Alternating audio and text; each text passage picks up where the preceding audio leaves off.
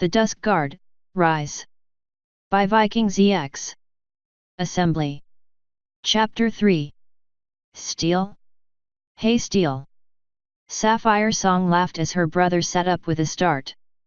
Hello there, she said, her voice bright and cheery. The kids told me you were out here, she continued as he turned to look at her. Doing some thinking. Steel nodded without saying anything and turned back to look out over Canterlot.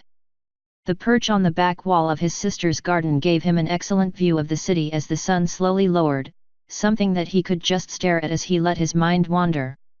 Hey, hello! A vivid burgundy hoof waved itself in front of his face. Boy, you're really out of it tonight, aren't you? His sister said as he turned again to look at her. Somehow in the moments he'd turned away she'd climbed up onto the wall next to him. Sorry, he said, giving her a sheepish grin. I've got a lot on my mind. He prodded her with one hoof. Remember when we used to sit up here all those years ago and pretend it was our own little clubhouse? Sapphire laughed. How could I forget? Mom used to make such a show out of finding us each night, like she couldn't see us. Is that what you've been back here thinking about? She asked, a quizzical look on her face. How we used to play back here. It's come up, Steel said. I'm honestly still surprised that this wall is as wide as I remembered it. He gave the stone a quick rap with one hoof. Sapphire said, fixing her eyes on him. So what did the princesses want that's got you in such a funk you're out here pretending you're a colt again? He rolled his eyes. It's complicated, he said. She gave him a look that he knew all too well, a look that said I'm still your sister and I will find out or else. They wanted me to come out of retirement, he said at last, breaking under his sister's advancing look. They're putting together a new kind of guard division, something for really special cases, and they want me to lead it. You don't sound too enthused, she said, giving him a concerned look. What's wrong with it? I don't know, he said, turning back to watch the city below. The sun was setting now, painting the city in reddish light and shadows. It's just I retired. So? Well, he said, running one hoof through his mane. Inspiration struck him and turned to his sister. Do you remember how we used to sit up here and wonder what our cutie marks were going to be? And then we got them and it was all so exciting. I remember the day you got yours, Sapphire said. Mom and Dad nearly grounded you for going in after your friend like that. Steel laughed, smiling at the memory. Yeah, they were happy right up until my teacher told them exactly what happened, he said, starting to laugh again. I thought I was never going to hear the end of that. Anyway, though, my point is that we both remember that sense of opportunity when we got our cutie marks. Me for my protection and you for your singing. His sister's eyes darted to the glistening eighth notes on her flank with a smile. I remember what it was like when I first got accepted into the Royal Guard Academy. When I graduated, I wanted to protect ponies. And that gave me all the drive I needed. He looked back at her and knew she could see the sadness in his eyes. But it stopped meaning so much after a while. I don't know what it is, but I just feel a longing. Like from before I had my cutie mark, but emptier. He hung his head. Work gave me satisfaction, but the longing didn't go away. I still felt pride in my work, it still had meaning, but the feeling that I was missing something never went away. It was why I retired. Oh Steel, she said, putting one foreleg around his shoulders. He gave her a small smile. It's not as bad as I make it sound, he said. At the time I thought that maybe it was just a sign that it was time to retire. So I did. And the longing went away for a little while, but lately I've started to wonder if that's really what I wanted. And now I get offered this. He sighed and looked over at his sister. Do I want to take the job? Of course I do, it's a chance to do more of what I've always wanted to do, protect ponies. But I thought you didn't want to be on the guard because, and I quote, the guard just stands around and does nothing most of the time. Sapphire said, a mischievous grin on her face. It's not that kind of guard, Steel said with a small smile. It's something entirely new, as I understand it. It's why I was out here thinking. I was thinking about whether or not I really want to do it. Steel. Yes. Sapphire pulled his head next to hers and looked him right in the eyes. Are you trying to tell me that you're thinking about turning down what sounds like your dream job because you got tired of being a bodyguard and bored of being retired? They stayed locked for a moment. You know, Steel said after a bit. When you put it like that, suddenly it seems pretty obvious. He started to laugh and his sister joined in. Ah, Sapphire, what would I do without you? He asked. Sometimes I feel like you're the older sibling, not me. Well, you certainly know how to make someone feel young, Sapphire said as she fixed him with a fake pout. You need to get yourself off of your rear and find a nice mare to settle down with, then you wouldn't have me feeling so old. Steel gave his sister a mock look of horror and was rewarded with a clop upside the back of his head for his troubles. For a brief moment the image of an emerald mare leaped into his head as he entertained his sister's words, but it was gone, driven from his mind just as quickly as it had come. Oh, but I couldn't do that, he said with a faint smile. Then how would I find the time to come check on Jammer and Sparkle? You're well named, Sapphire said as she rolled her eyes with an old insult. Completely inflexible. Yeah, well, I never break, only bend a little, Steel said, returning the oft-spoken response, reminded of all the times they'd played together in the garden when they were younger. Hey! This is where you got to. Steel turned as Sapphire's husband Click Time reached the base of the wall. I thought I heard voices out here. Click tilted his head to one side and looked at them quizzically. How'd you two get up there? Sapphire laughed and reached down with one hoof. Easy, you just want to, she said as Click wrapped his hoof around hers. Click's rear hoof slipped at first, but after a few seconds of scrabbling against the stone, he managed to pull himself up on the wall next to Sapphire. Oh wow! What of you? He said, settling himself on the wall. Sapphire gave him a loving smile and leaned against his side. How have I never noticed this before? Have you been keeping this secret from me? He asked his wife with a whimsical smile and a wink. 7 years and you never looked over the back wall. Sapphire said with a laugh. Oh Click, what would I do without you? But you're right, it was my secret, and now that you know it, I'm afraid I'll have to kill you. Death will be a sweet release, Click said with melodrama in his voice, compared to what Jammer is making for dinner tonight. Oh, tell me you're joking. Tell me you didn't tell him he could try making dinner again, Sapphire said, horror on her face. Real or mock? Steel wasn't sure. Click chewed his bottom lip and then looked at Steel. Could you tell her? He asked. Steel chuckled and shook his head. You're on your own, Click. Even I know better than to let Jammer touch food after my last few visits. He grimaced as Click's meaning caught up with him. Maybe I should eat out tonight. Relax, Click said, turning to his wife and giving her a kiss on the forehead. I hid all the spices, and if it still turns out bad, we can always just get something delivered, or something. All right you two, Steel said as he turned on the wall. I think I'm going to give you some alone time before I start getting tempted to go either help Jammer find the spices or get a hose. He paused for a moment. I may do one of those anyway. Oh don't you Sapphire's voice cut off as her husband pulled her into another kiss, waving Steel off with one free hoof. Steel rolled his eyes with a smile and made his way up the sloped garden path towards the back of his old home, past the rows and rows of colorful flowers that his sister still cultivated just as his parents had. His old home was starting to light up as the last rays of the setting sun turned the cantorlit sky into a burning red. As much as he loved to watch the sunsets from the garden wall, admiring the colors as every bit of the city's white marble surface glowed with an inner fire, deep reds in the sky contrasting with the vibrant shades of the garden, he knew his sister and brother-in-law would enjoy it more. And if he could keep Jammer and Sparkle occupied so that they could enjoy the moment together, so much the better. Hey, Steel! His sister's voice stopped him just as he began to push the door open. He looked back at the garden wall where his sister sat with her hooves wrapped around her husband's neck. Could it really be so bad to try something new? She winked at him as her husband looked at her with curiosity in his face. Something new? Click asked as Steel turned back to the door and pushed it open. What are you two planning, Noak?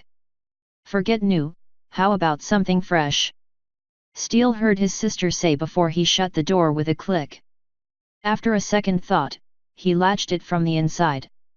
Now they'd either have to come in a window or knock pretty loudly to get in, but that would at least give them some measure of privacy for the foreseeable future. He trotted down the hallway, his heavy hoof steps ringing out on the hardwood floor. His sister had refinished it in the last few years, but he could still see some of the old wood in the surface, worn smooth by years of ponies running back and forth across it. Loud laughter and clanging sounds came from the kitchen ahead. One of the laughs was high-pitched and giggly, the other more rambunctious. From the sound of things, Jammer and Sparkle were having the time of their lives with their free reign over the kitchen. "All right, Sparkle, what should we add next?" came a young colt's voice. "Bananas," came a high-pitched response, followed by a giggle.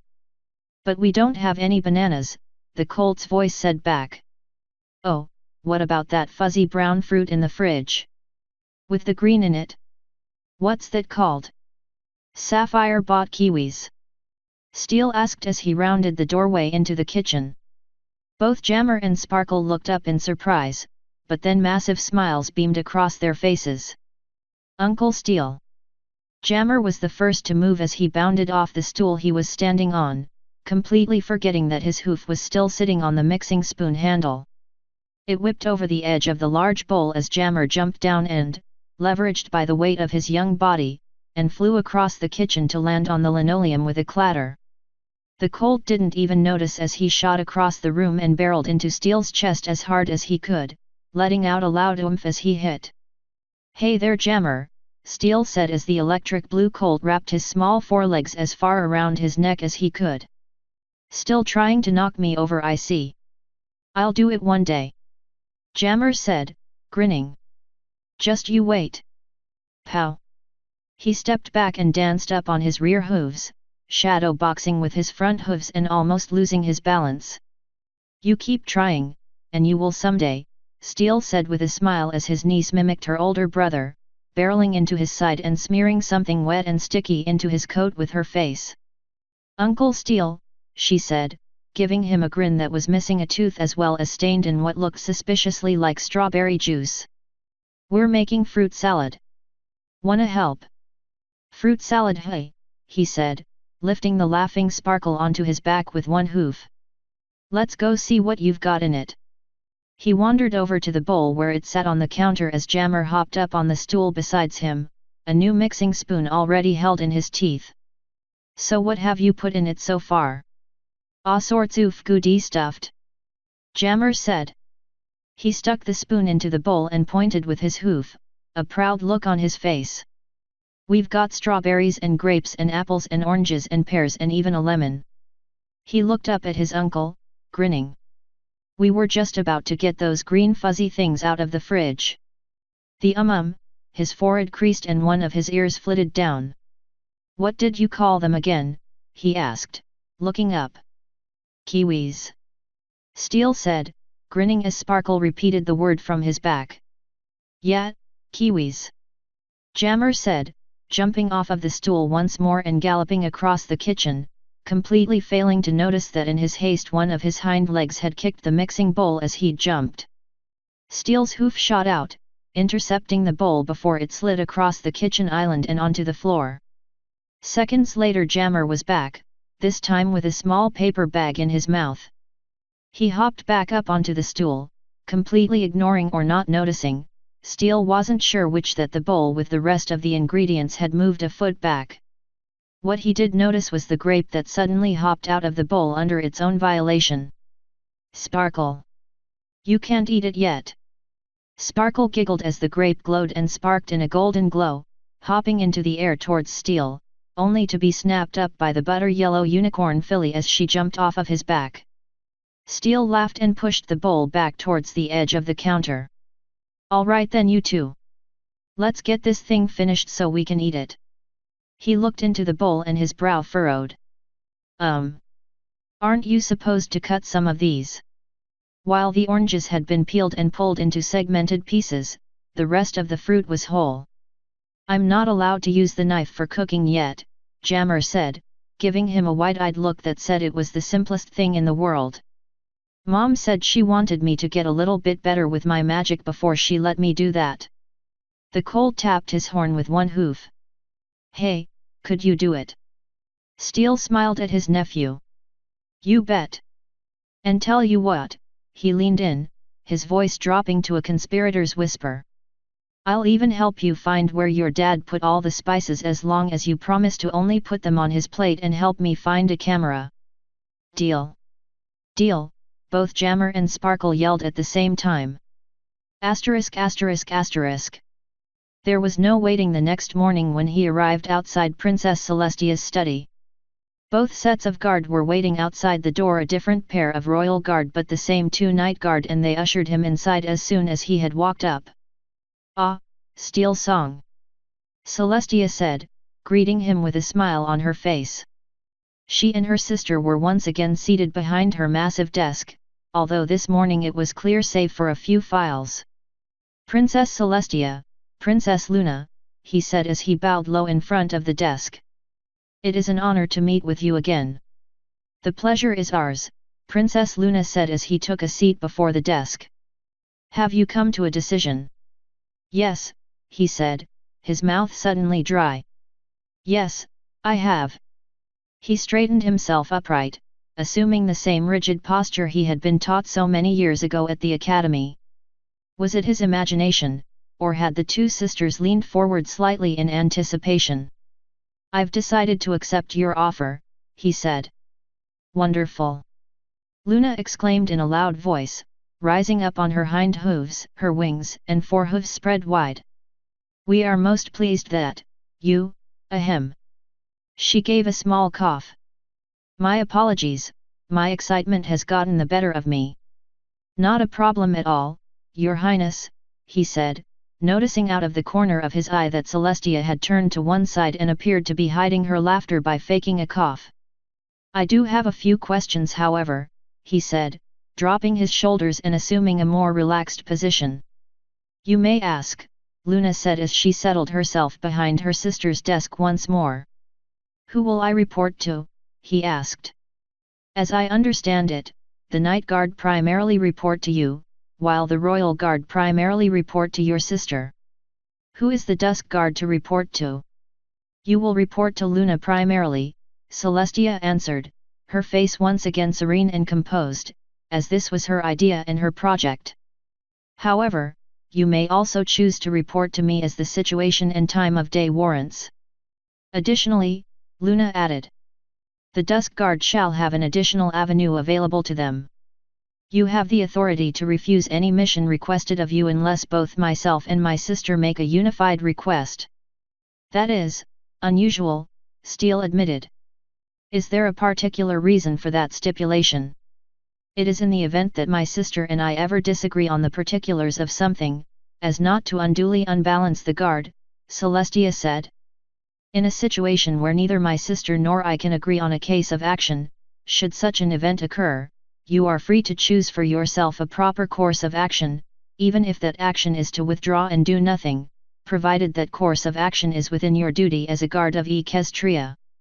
I desired to make certain that the introduction of a third guard division, no matter how small, would not create undue tension between my sister and I," Luna said, answering his question before he could voice it. "Additionally, as a separate division of the Guard, neither the Knight nor Royal Guard will be expected to follow orders from your command under ordinary circumstances, just as the Dusk Guard members are not to accept orders from them unless situation warrants and the orders come from those of a superior rank." "I understand, and I agree," Steel said, nodding his head. Luna cocked one eyebrow. "You agree?" she asked. "What do you mean by that?" He nodded, smiling as he saw the confusion on her face at his words.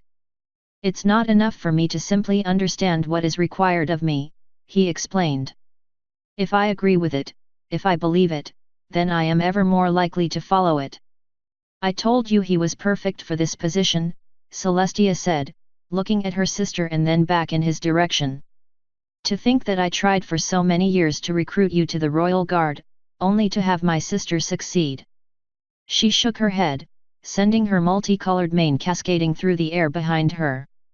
Steele shrugged, as it was the only thing he could think of doing under the circumstances. Am I to assume that my rank will be the equivalent of the other captains of the guard? Luna looked back at him and nodded. Yes, you will be granted the rank of captain of the Dusk Guard. And those under me?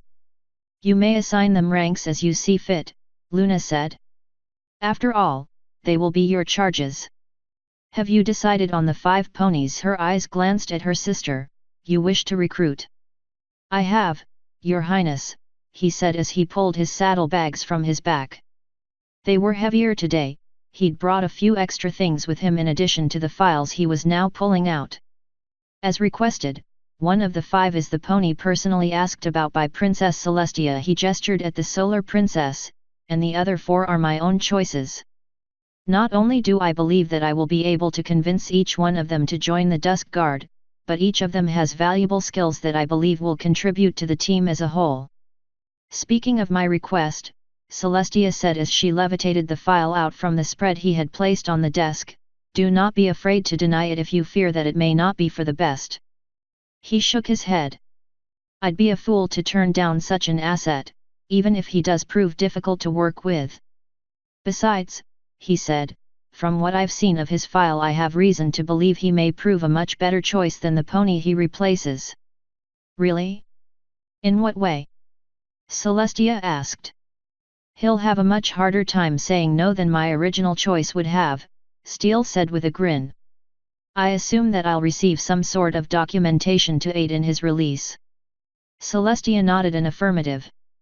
When will you depart to gather these ponies? Luna asked as she looked over the remaining files. As soon as possible, he said. In fact, if I leave this morning I can catch the noon train to Ponyville and meet with the first of the 5 tonight. Excellent, Luna said, we can have the castle staff prepare the barracks for your. She stopped as Steele shook his head. My pardon, Princess Luna, but I would prefer that the Dusk Guard share the responsibility of preparing their own quarters.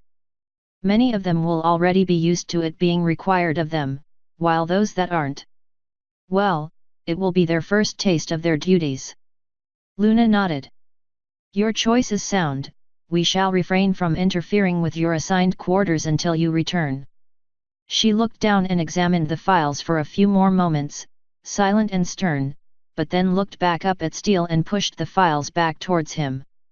I also find your choices most intriguing, and look forward to meeting them in person. Now, will you need to make any arrangements at home? In Canterville? Steele asked, surprised. No, not really. I don't have much. Was it his imagination, or did Luna seem to have a very critical look in her eye? I'll say a few goodbyes, arrange for someone to keep an eye on my cabin, but otherwise, I don't. His words paused as Cappy's face came to mind. Forget it, Steele, he thought. She's half your age, and she'll be fine. No, he said, taking a breath. I don't have anything that won't take more than a day to take care of. The odd look on Luna's face vanished as quickly as it had come, making him wonder if he'd imagined it. Luna gave her sister a sideways glance. Very well. Tia, do you have any objections? Celestia shook her head gently. None whatsoever. I wish you luck in your recruitment, but there are a few more pressing matters we must cover before we can let you go, she said, leaning forward with a childish grin on her face. We need to discuss budgets. Steele grimaced as the meaning of the words sank in and Celestia pulled a massive folder brimming with paperwork from her desk. The only consolation thought Steele had as Celestia began to unfold reams worth of charts and figures was that Luna looked as desperate to escape as he did. ******. It was nearly an hour later when the door to Celestia's study opened from the inside. The guards snapped to attention, turning their eyes to watch the pony that emerged. To their surprise, it wasn't the same pony that had entered earlier, not exactly. That pony had trotted into the office like any other pony, his face full of thought. This pony was striding out with his head held high, a look of joyful determination on his face, his hooves striking the marble floors with a faint ring. And he was wearing armor. Dented armor, dulled and worn, purely outdone by the armor of the guard around him, but there was no mistaking that he was wearing it with pride. One guard's mouth dropped open as the stallion moved past. There was a fire, a feeling coming from him, almost burning from his eyes. Had he stopped at that exact moment and called them to order, the guard knew that he would have snapped a salute without a second thought. The olive-green earth pony didn't stop or make conversation, but simply strode down the corridor towards the exit at a brisk trot. After a moment he turned the corner and was gone, and only then did the princesses appear at the entrance, Luna with a yawn and Celestia with a brilliant smile on her face. "Young light," Celestia said, addressing one of them. "What did you think of that stallion who just left?" "Your Highness," he said, bowing. "I think I understand now why so many of the older guard were talking about him last night." "But what do you think?" Celestia asked. I think he looked like a pony driven by something powerful. Someone very determined that I would not want to be on the opposing side of." His memory honed in on the size of the pony and he almost shivered. "What was his name?" he asked. "Steel Song," Luna said, brandishing a large smile as she walked up beside her sister. "Captain Steel Song of the Dusk Guard." Author's note. Well, now you've met Steel's family, and he's taken the job. Thus begins the steady ramp upwards. And I hope you all enjoyed Steel's family. I still get a kick out of them, especially Jammer and Sparkle. Again, thanks to the pre-readers for their help making this story more than it was. End author's note.